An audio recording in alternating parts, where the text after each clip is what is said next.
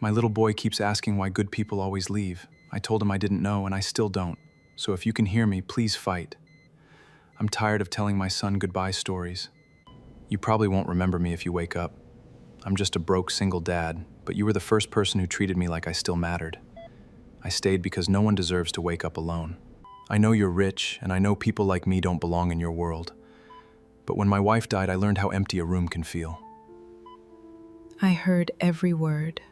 The night the accident happened, snow swallowed the highway whole. Evelyn Carter, billionaire, CEO, woman who controlled cities with signatures, lost control of everything in a single second. Doctors said she was unconscious. Machines breathed for her. But inside the frozen stillness of her body, Evelyn heard every word. She heard executives whisper about her fortune. She heard relatives divide what they thought she'd never reclaim.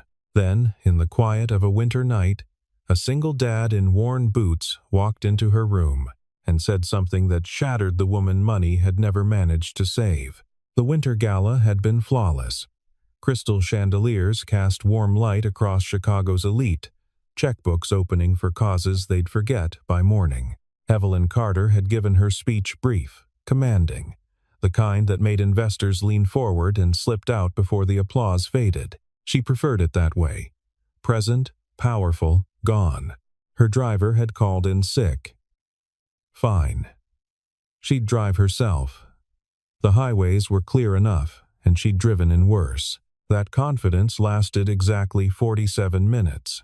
The snow started as she merged onto I-94, fat flakes that caught in her headlights like static. Within minutes, it thickened into a white curtain that swallowed the lane markers. Evelyn slowed, gripping the wheel tighter. She'd been in control of boardrooms, hostile takeovers, billion-dollar negotiations. She could handle weather. Then, the semi-truck appeared. It came from the left, jackknifing on black ice. A wall of steel and momentum with nowhere to go. Evelyn's brain processed it in fragments, the screech of locked brakes, the way her own car spun like something weightless. The specific sound of metal folding when physics decides the outcome. Her Mercedes hit the guardrail. The airbag exploded into her chest. Glass became snow, became red and blue lights, strobing through the white. She was still conscious for those last few seconds. A man was there, kneeling in the snow beside her shattered window. Not a paramedic, his coat was too thin, his gloves too worn. He pulled off one glove and reached through the broken glass to take her hand. "You'll be okay," he said. His voice was steady, certain. "Help's coming. Just hold on." His hand was warm. Evelyn wanted to tell him she was fine, that she was Evelyn Carter and she didn't need reassurance from strangers. But the words wouldn't come. The cold was spreading from her legs upward, and the strobing lights were fading into something softer. The last thing she felt was his thumb moving gently across her knuckles. Then darkness. Evelyn woke to the sound of machines breathing. Not woke, that wasn't right. She couldn't wake, couldn't open her eyes, couldn't move her fingers, couldn't make her chest rise on its own. But she was there, inside her body, listening to the mechanical rhythm of air being pushed into her lungs and pulled back out. Beep, beep, beep. A monitor somewhere near her head, counting heartbeats she couldn't feel. Still, no response to stimuli. A woman's voice, clinical and tired. Pupils fixed and dilated. "We're looking at a severe, traumatic brain injury with minimal brain activity." Footsteps. The rustle of a clipboard. "How long do we keep her on the ventilator?" "That's for the family to decide. She's got power of attorney documentation, but we'll need to contact her next of kin. Family." Evelyn would have laughed if she could move any muscle in her face. She had a sister she hadn't spoken to in 12 years, and a nephew who sent Christmas cards with misspelled names. The doctors left. The machines kept breathing for her. Snow tapped against the window. She could hear it, gentle and relentless, the same snow that had put her here. Street Aurora Hospital, they'd said. She knew it. She'd been to a fundraiser here once, cut a ribbon for the new cardiac wing. Now she was a body in one of its beds, a case number, a problem to be solved or stored away. For the first time in 30 years, Evelyn Carter had no control over anything. Not her body, not her company, not even her next breath. The machines beeped on. The snow kept falling, and inside the silence, Evelyn listened. They came on the third day. Evelyn recognized Andrew Collins's voice before he finished his first sentence. Her CFO for 6 years. The man who'd once told her he'd follow her vision anywhere. His footsteps were quick, expensive shoes on tile. This is a tragedy, of course. Andrew's voice had the practiced tone of someone who'd rehearsed sympathy in a mirror. But we need to discuss contingencies. Agreed. That was Patricia Morton, the corporate attorney. Evelyn had hired her specifically because she was ruthless. Apparently that ruthlessness worked both ways. The succession clause is clear. If the CEO is incapacitated for more than 30 days, the board can vote to appoint interim leadership. Has it been 30 days? Not yet. But given the medical prognosis, Patricia let the sentence hang. Evelyn's heart monitor maintained its steady rhythm. Inside, she was screaming. What about her shares? Andrew again. The majority stake? Held in trust, pending mental competency evaluation. If she's declared legally incompetent, they'd pass to her designated beneficiary, which is her sister, Lauren Carter Williams. Andrew made a thoughtful sound. I see. They talked for 20 more minutes. Numbers, percentages, board votes. They stood 3 feet from her bed and dissected her life's work like accountants auditing a failing branch. When they left, Evelyn was alone with the machines again, but not for long. The door opened softly. Cheaper shoes this time. Hesitant steps. Miss Carter? It's me, Lauren. The sister who'd accused her of abandoning the family. Who'd said Evelyn chose money over people, ambition over love. Who'd stopped calling 8 years ago. I know you can't hear me. Lauren's voice cracked slightly. The doctors said, they said you're not in there anymore. But I had to come. I had to tell you I'm sorry. For everything. A pause. The sound of Lauren sitting in the visitor's chair. They said, I'm your beneficiary. I didn't know. I never expected. Evelyn, I don't want your money.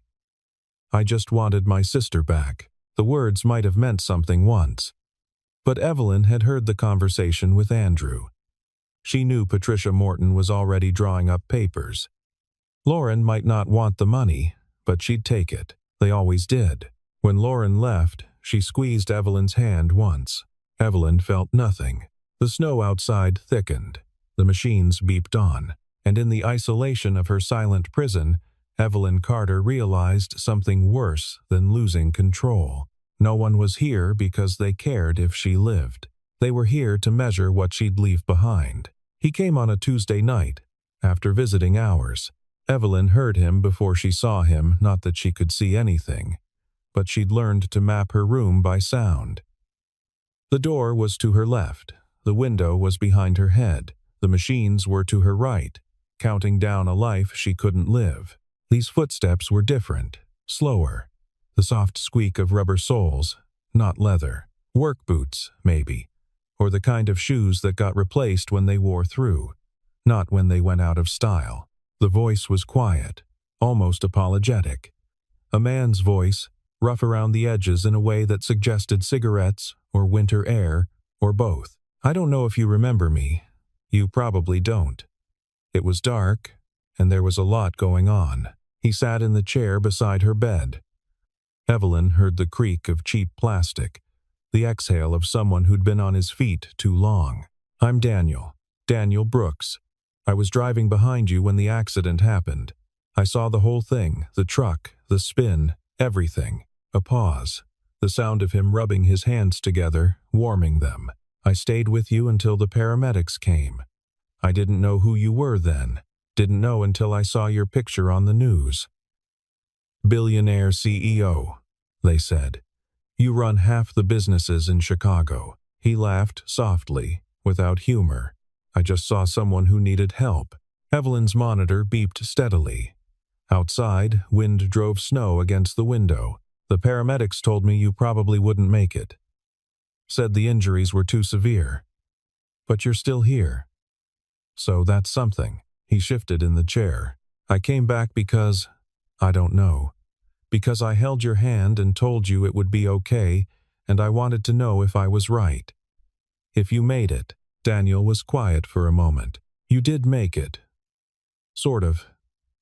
The doctors said you can't hear me, that you're not really in there. But I don't know. My wife was sick for a long time before she passed. The doctors said a lot of things. They weren't always right. He stood up, boots scuffing tile. Anyway, I'm glad you're alive, even if you don't know it. The world's probably a better place with you in it, billionaire or not. The door opened and closed. Evelyn lay in the darkness behind her eyelids, listening to machines breathe for her. For the first time since the accident, something in her chest felt warm. Not pity, not sympathy, recognition. The man from the snow. The one who'd held her hand when steel and glass were folding around her. The one whose voice had been steady when everything else was chaos. He'd come back, not for her money, not for her company, just to see if she was okay. The machines beeped on. But Evelyn was listening for something else now.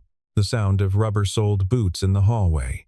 Daniel came back the next night, and the night after that. He always came late, after the nurses had made their rounds and the hospital had settled into its nocturnal rhythm. Evelyn learned to recognize his approach, the measured pace of someone who spent his days walking miles of corridors. The pause at her door as he checked if anyone else was there. "It's just me again," he'd say, settling into the chair. "Hope you don't mind the company." He never stayed long. 20 minutes, maybe 30. But he talked, not about her, not about the accident. He talked about his life, ordinary and unhurried, like he was making conversation with a neighbor over a fence. "Emma had a spelling test today," he said one night. "Got a 92. She was upset about the 8 points she missed. I told her 92 was great, but you know how kids are. She wants to be perfect at everything." Emma. His daughter. 8 years old, he'd mentioned. Loved drawing and hated broccoli. "I work nights," Daniel continued. "Custodial services. That's a fancy way of saying I clean floors and empty trash. It's good work. Honest work. Pays enough to keep the lights on and put food on the table." The chair creaked as he leaned back. "People don't really see us, you know. The cleaning crew. We're there every night, but we're kind of invisible. Doctors and nurses walk right past like we're furniture. That's okay. We're not there to be seen. We're there to make sure everything's clean for the next day." He paused. "I think that's important. Every room I clean, someone's going to use it. Maybe they'll get good news there. Maybe they'll get bad news. Either way, it should be clean. Dignified." Evelyn found herself listening differently. Not analyzing, not judging, just listening. "Emma asked me why I don't get a better job," Daniel said. "One that pays more, that I could do during the day so I could see her more. I told her this job lets me be there when she gets home from school. That matters more than money." A soft laugh. She didn't understand. She's 8, but she will someday. The machines beeped. Snow whispered against glass. "My wife, Sarah, understood," Daniel said quietly. "She was a nurse. Worked here, actually, before she got sick. She always said the most important work happens in the margins, the quiet conversations, the hand-holding, the small kindnesses nobody writes down in the charts." He was quiet for a long moment. "I miss her. It's been 3 years, and I still miss her every single day. Emma does too, even though she was only 5 when Sarah passed." The chair creaked again as Daniel stood. "Anyway, that's my exciting life. Nothing like running a billion-dollar empire, I'm sure. But it's mine." He paused at the door. "Good night, Evelyn. I hope wherever you are, you're at peace." After he left, Evelyn lay in the darkness, thinking about visibility. She'd spent 30 years making sure everyone saw her. Every entrance, every decision, every strategic move calculated to ensure Evelyn Carter was the most important person in any room. And now the only person who saw her really saw her, not her money, or her power, or her use, was a man who cleaned floors for minimum wage. The irony would have been funny if it wasn't so devastating. The doctors told me Sarah couldn't hear me at the end, Daniel said. It was Thursday. Or maybe Friday. Evelyn had lost track of days. They were all the same beeping, the same breathing, the same helplessness. But Daniel's visits had become the marks she measured time by. The rhythm of his arrival, the sound of his voice cutting through the mechanical monotony. She was in a room a lot like this one, he continued. Different floor, but same machines, same sounds. Cancer had spread everywhere. They'd done all they could do. The chair creaked. The doctor was kind about it. Said Sarah's brain activity was minimal. Said she wasn't experiencing anything, wasn't aware.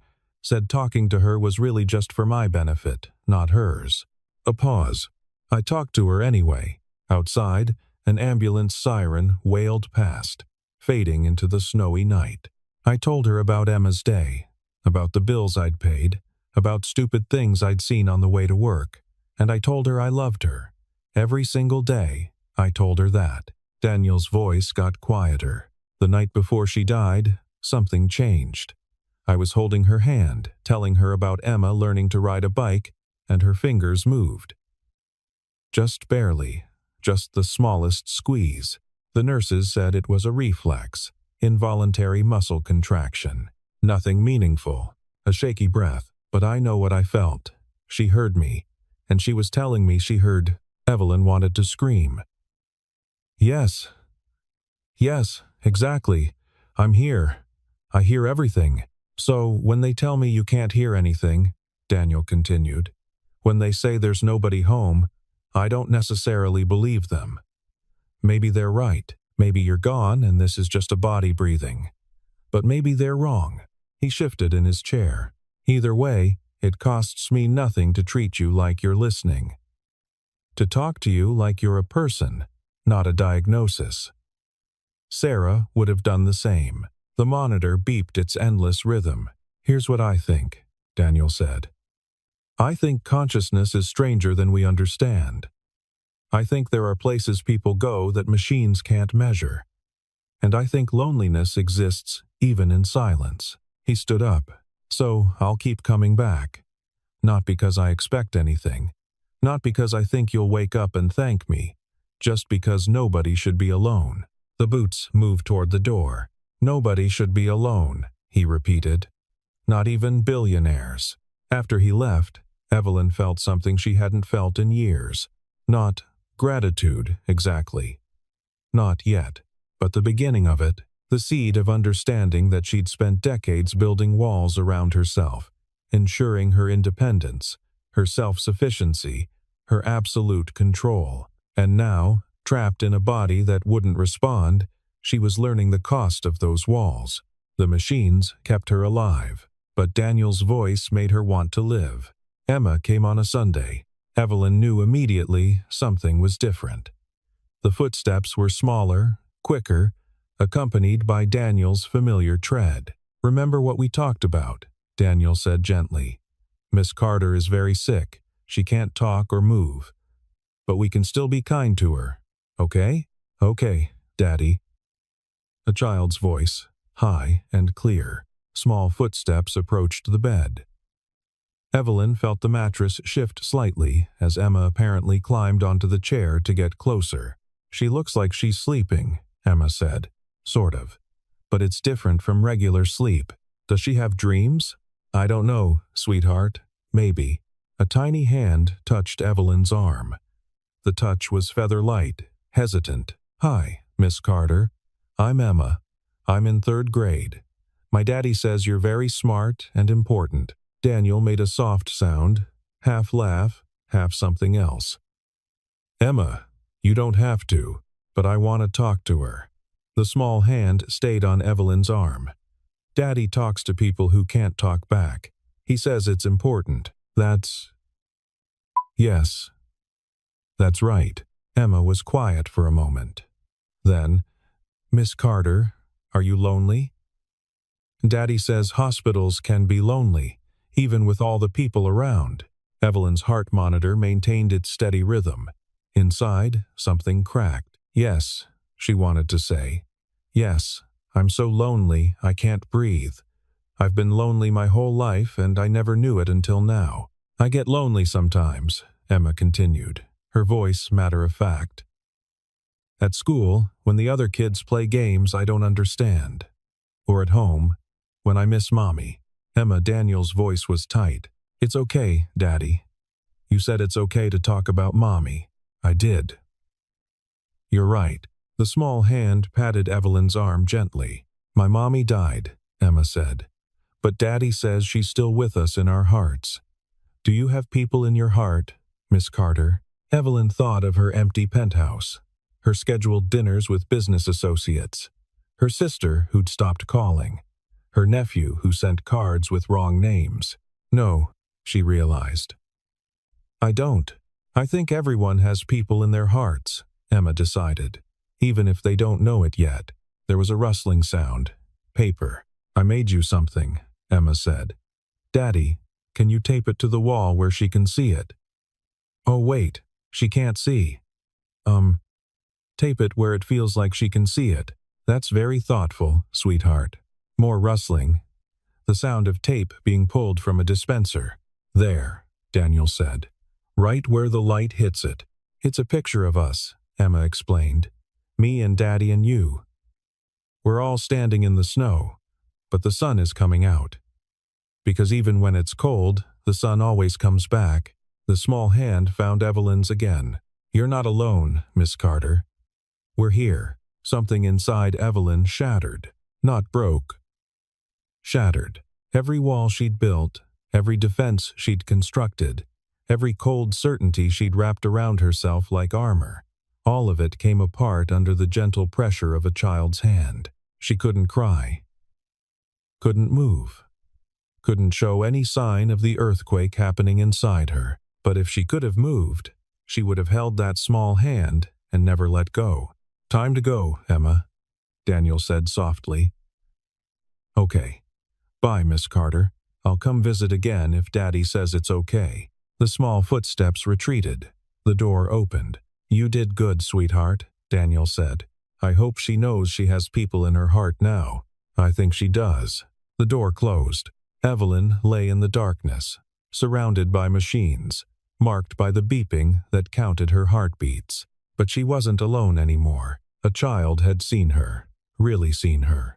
Not the billionaire, not the CEO, not the woman whose signature moved millions. Just a person who might be lonely, and somehow, impossibly, that was everything. Andrew Collins came back on Tuesday with 2 men in expensive suits. Evelyn recognized the type. Lawyers, the kind that specialized in complicated estates and incompetency hearings. The neurologist confirmed it this morning, Andrew said. Persistent vegetative state. No meaningful brain activity. No chance of recovery. And the family has agreed to long-term care placement? One of the lawyers. Her sister signed the papers yesterday. Street Mercy Care Facility. They specialize in these cases. When's the transfer? Friday morning. 3 days. What about the business assets? The board votes tomorrow on interim leadership. It's a formality at this point. They talked for 15 minutes. Transfer logistics. Asset distribution. The systematic dismantling of Evelyn Carter's life, reduced to signatures and file folders. When they left, Evelyn understood. This was the end.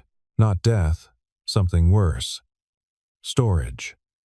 She'd be moved to a facility where people went to not die, kept alive by machines in a building that smelled like disinfectant and defeat. Daniel wouldn't know where to find her. Emma wouldn't come visit. She'd be alone again, truly alone, until her body finally gave up what her mind couldn't release.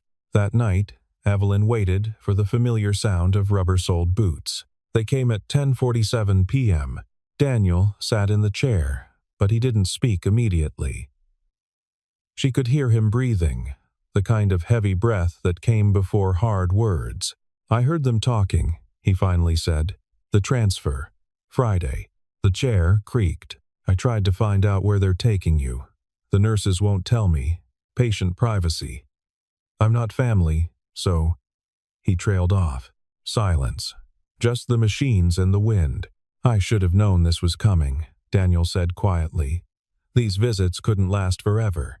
You need specialized care, and I'm just a janitor who happened to be there when you crashed." Another pause. "But I wanted you to know something before they move you. I wanted you to know that you mattered. Not your money, not your company. You. The person I held on to in the snow." His voice cracked. "Sarah taught me that everyone deserves to be seen. Not for what they do or what they have, but for who they are. And I saw you, Evelyn. I don't know if you heard any of this. I don't know if you're in there at all. But if you are, I hope you know you weren't alone." Evelyn felt him take her hand. His thumb moved across her knuckles, the same gentle motion from that night in the snow. "Goodbye, Evelyn Carter. I hope you find peace." He held her hand for a long time. Minutes, maybe. Long enough that Evelyn memorized the warmth of it, the calluses on his palm, the steady certainty of his grip. Then he let go. The boots walked to the door, stopped. "For what it's worth," Daniel said, "I think you're still in there. I think you hear everything, and I think you're stronger than any of them know." The door opened and closed. Evelyn lay in the darkness, feeling the ghost of his hand on hers. Friday was 3 days away. 3 days until she disappeared into a facility where no one would talk to her, where no one would see her, where she'd exist but not live until her body finally gave permission to die. 3 days. Inside her frozen body, inside the prison of silence and stillness, Evelyn Carter made a decision. She was done being invisible. She was done being silent. She was done letting other people decide what happened to Evelyn Carter. It was time to wake up. Wednesday. Evelyn spent the entire day trying. Not trying to move, she'd been trying that since the accident. Trying to focus. Trying to gather every scattered piece of consciousness into a single point of will. Her body was a prison, but it was still her body. The machines breathed for her, but her heart beat on its own. Somewhere in the wreckage of neurons and damaged pathways, there had to be a connection, one signal that could make it through. One movement, no matter how small. She focused on her right hand, the hand Daniel had held, the hand that had signed contracts worth billions. Move. Nothing. Move. The monitor beeped its endless rhythm. Move.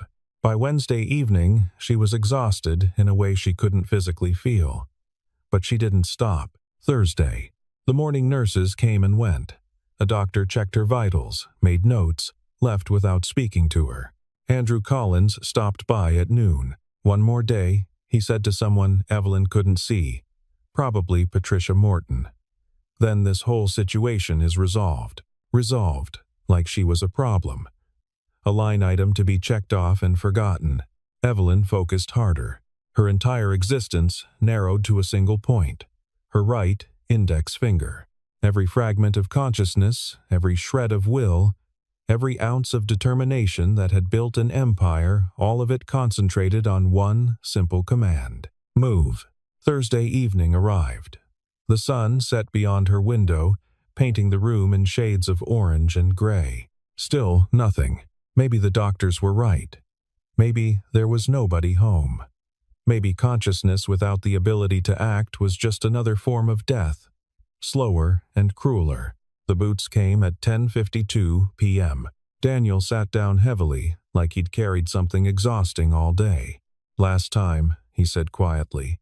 "They're moving you tomorrow morning, 8 a.m. Evelyn's heart monitor beeped. Emma wanted to come say goodbye, but I couldn't. I couldn't bring her. She's 8. She doesn't need to learn that goodbye can be this hard." He was quiet for a moment. "I brought her drawing, though. The one she made for you. I thought maybe. I don't know. Maybe wherever you end up, someone could tape it on your wall. So part of us goes with you. Paper rustled. He was holding the drawing.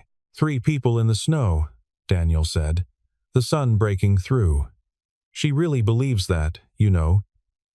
His voice broke. I hope you're at peace, Evelyn. I hope you're not suffering. I hope you knew someone cared. Silence. Then, so quietly, Evelyn almost didn't hear it. You mattered to me. Those 4 words. You mattered to me. Not your money. Not your power. Not what you could do for him. Something ignited inside Evelyn's chest. Not metaphorically. Literally. A surge of determination so fierce it felt like electricity. She focused every particle of consciousness on her right hand, on Daniel's hand, resting beside hers on the bed, on the single movement that would tell him everything. Her finger twitched. The movement was microscopic, a fractional shift of muscle and tendon, but it was there. Daniel's breath caught. What? She did it again. Stronger this time, her index finger moving against his palm. Evelyn, the heart monitor's rhythm changed. Faster, the machine registering what her body was doing. She pushed harder. Not just the finger now, her whole hand, fighting through layers of damage and disconnection. Her fingers curled around his. A squeeze, weak, trembling, but unmistakable. Oh my God. Daniel's voice was shaking. Evelyn. Can you hear me? She squeezed again. I need to get a doctor. I need to. No, don't leave. Don't go. She held onto his hand with everything she had. Okay. Okay, I'm here. I'm not going anywhere. Evelyn gathered every remaining fragment of strength. The final push. The last wall to break through. Her eyes. They'd been closed for 2 weeks.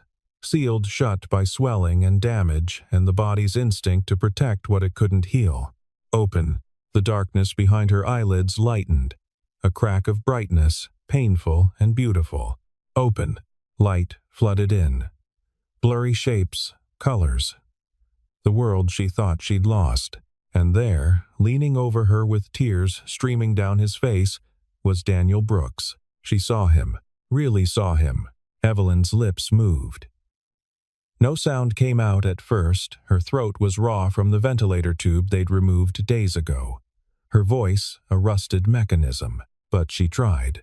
And finally, in a whisper barely louder than breath, Evelyn Carter spoke her first words in 2 weeks. I heard you. The next 3 weeks were a blur of tests, therapy sessions, and incremental victories. The doctors called it miraculous. A 1 in a million recovery from what should have been irreversible damage. They published papers about it, filled reports with medical terminology that turned human experience into data points. Evelyn didn't care about the terminology. She cared that she could move her right hand on command now, that she could swallow water without choking, that she could stay awake for more than 20 minutes at a time. Daniel visited every night, still coming after his shift ended, still sitting in the same plastic chair.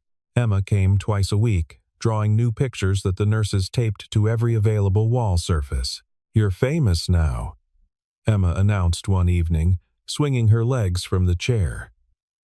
Evelyn, still unable to speak for more than a few words at a time, raised an eyebrow. I think it's silly, Emma continued. You were always you. You just couldn't tell anyone. Sometimes children understood things better than adults ever could. The conversation Evelyn dreaded came on a Tuesday. Andrew Collins appeared in her doorway, looking significantly less confident than during his previous visits. Evelyn. He cleared his throat. It's good to see you recovering. She stared at him steadily. Her speech therapist had told her to save her voice, to speak only when necessary. This didn't qualify as necessary. I want to explain, Andrew started.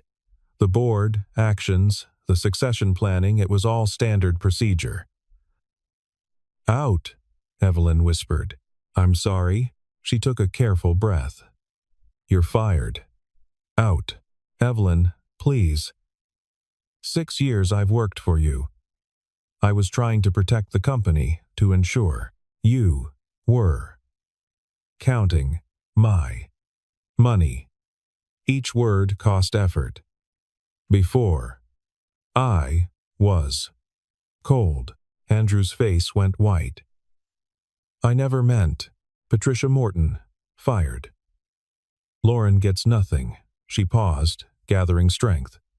Leave. He left. Evelyn closed her eyes, exhausted but satisfied. That afternoon, her lawyer, a new one, recommended by Daniel of all people, arrived to discuss next steps. Your sister has filed a counterclaim, the lawyer explained. She says she signed the power of attorney documents under duress that she never wanted. Let her have the house in Montana, Evelyn said slowly. I never used it, but it's worth. I know what it's worth. Let her have it. The lawyer made notes, looking puzzled. I want to establish a foundation, Evelyn continued. Single parents, scholarships, childcare support. Housing assistance. That's very generous. How much were you thinking? 50 million. To start. The lawyer's pen stopped moving. 50. To start? May I ask what prompted this?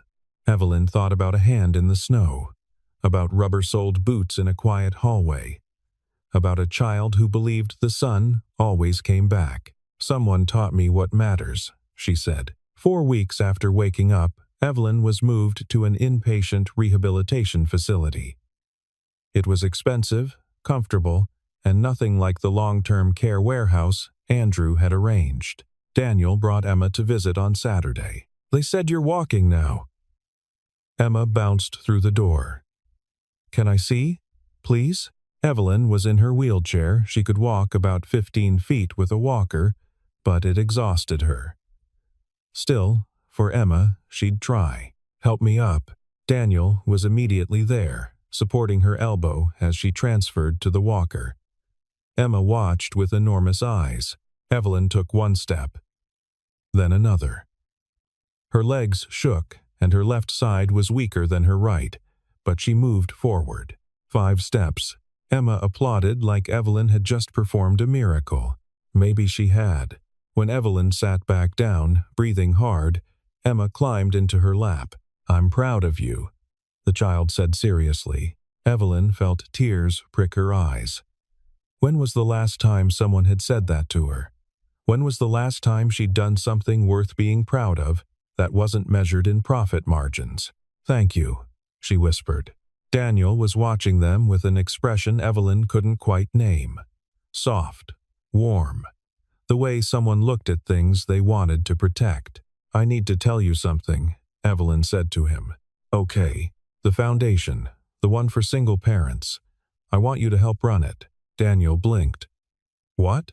You know what people need, what actually helps. Not what rich donors think helps. Evelyn, I clean floors. I don't know anything about running a foundation. You know everything that matters. And you can learn the rest. She held his gaze. I'm offering you a job, good salary, day hours, benefits for Emma. He stared at her. You don't have to decide now, Evelyn added. But think about it.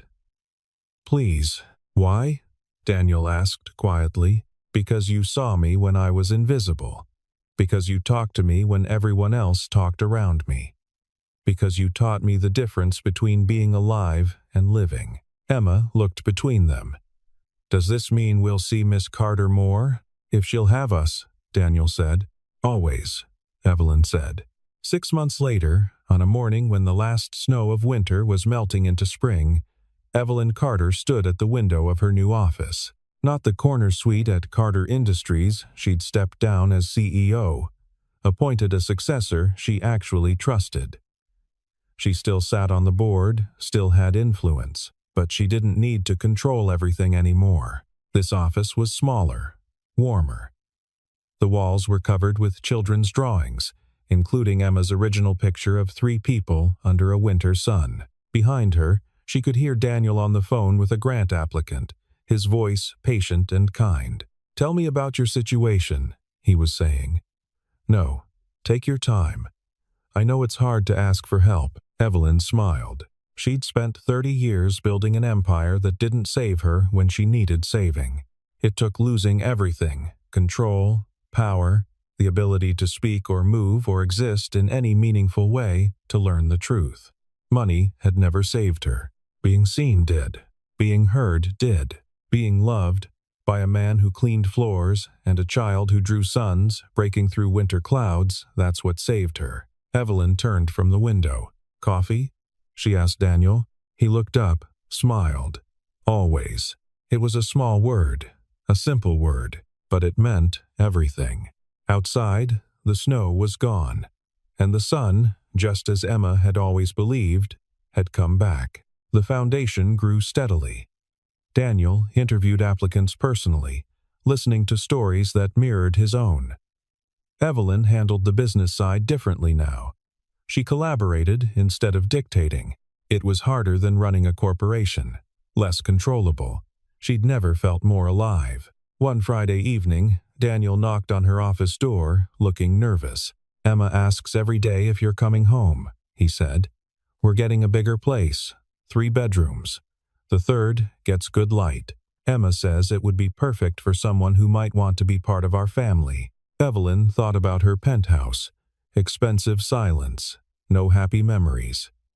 She thought about Daniel's cramped apartment where Emma's drawings covered everything. "I snore," Evelyn said. Daniel smiled. "Okay, and I work too much. Okay, and I don't know how to be part of a family. Is this your way of saying yes?" She looked at him, this man who'd taught her that strength wasn't about control. It was about letting go. Emma's 9th birthday was pizza, rainbow cake, and 20 screaming children. That night, after Emma fell asleep, Evelyn and Daniel sat on their balcony. "Thank you for not giving up on me," Evelyn said. "Sarah made me promise I wouldn't let the world make me hard," Daniel said quietly. "Keeping that promise led me to you." Inside, Emma called out. They found her tangled in blankets. Emma's eyes fluttered open. "Evie, I'm here, sweetheart. Don't go away. Never," Evelyn whispered. In the doorway, Daniel smiled. "I'm glad you came back." "Me too." The winter that had almost killed Evelyn felt very far away. Spring was here, and the sun had come back.